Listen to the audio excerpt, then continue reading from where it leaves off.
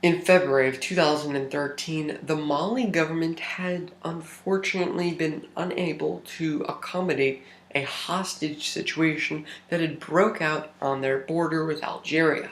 Indeed, this had raised tensions globally, as many governments had watched their citizens in a hostage situation.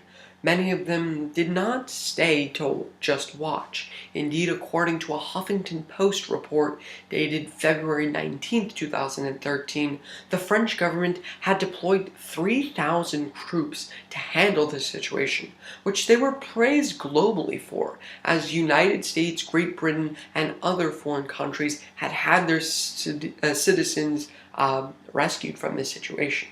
Indeed, when looking at with the future repercussions, the military had held a coup in which they had ousted and usurped the previous president, and indeed presidential elections were held just this month.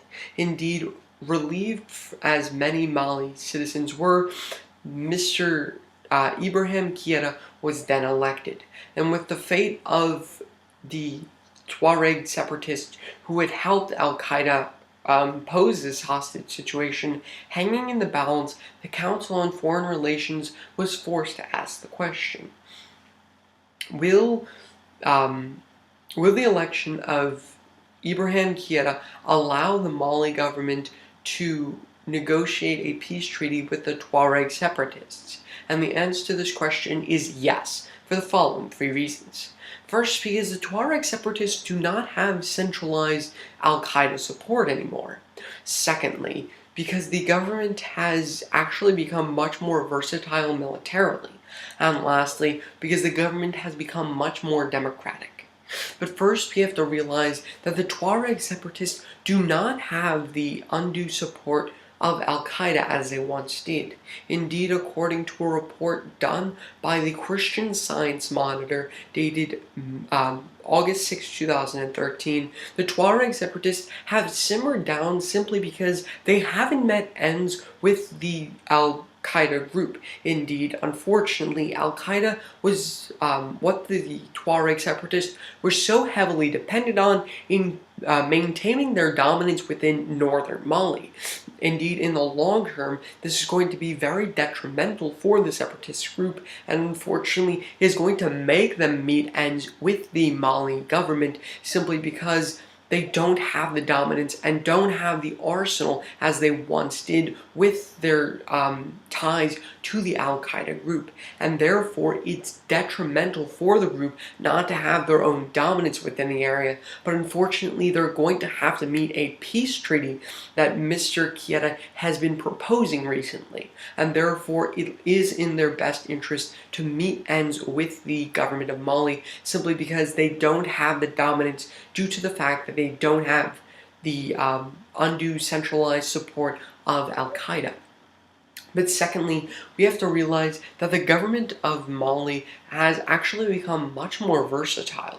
Indeed, according to a report done by military intelligence on a Harvard journal dated August 9th, 2013, the journal went on to report that fortunately for the government of Mali, they're becoming much more militarily versatile. And indeed, what this is going to pose is independence from any other country. Indeed, in February of 2013, they were held at the mercy of the country of France simply because France had dominance within the area, as Francois Hollande, the president, had been instituting many troops within the area.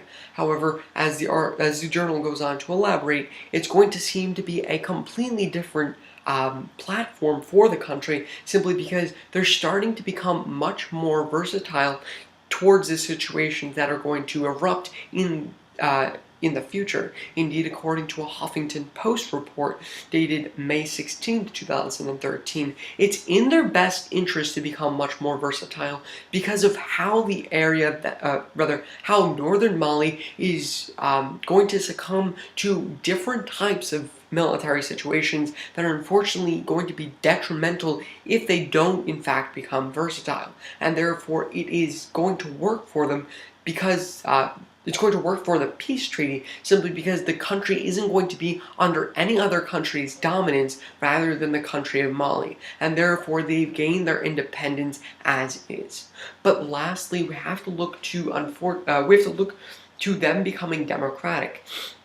Indeed, according to Thomas Friedman of the New York Times, dated August 5th, 2013, it's looking in their best interest to become democratic, as Mr. Keita's platform is showing to be. Indeed, Mr. Keita is showing to refuse al-Sharia, and al-Sharia is the law that the Al-Qaeda group had been pushing for in the northern Mali, significant countries such as Timbuktu and other cities, and other major cities.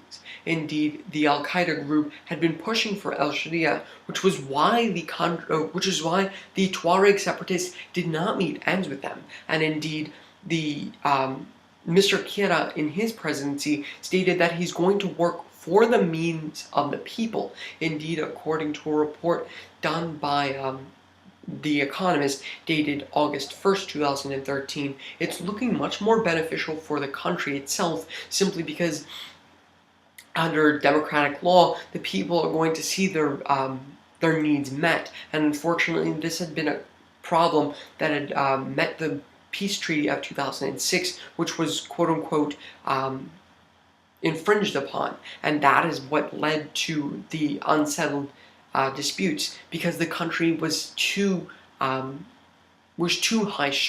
because the government itself wasn't quote-unquote respecting the Tuareg government, and therefore, because they're becoming much more democratic, it's working for the needs of the people and the Tuareg separatists.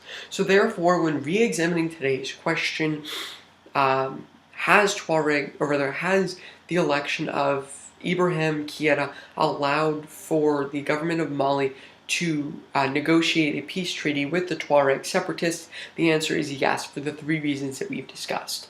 First, because of the uncentralized support of Al-Qaeda.